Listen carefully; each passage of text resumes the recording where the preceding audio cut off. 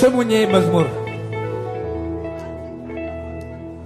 አባ የልቤን የውስጤን ነግሬ እንዲሁ ቀረውኝ ነገሬ እንዳልን የዘገየበትን ንገረኝ ልወቀው መልስህን። አው የአንድ ሰው መልእክት ነው የመዝሙር ዛሬ። አባ የልቤን የውስጤን ነግሬ እንዲሁ ቀረውኝ ነገሬ እንዳልን የዘገየበትን ልወቀው ንገረኝ መልስህን።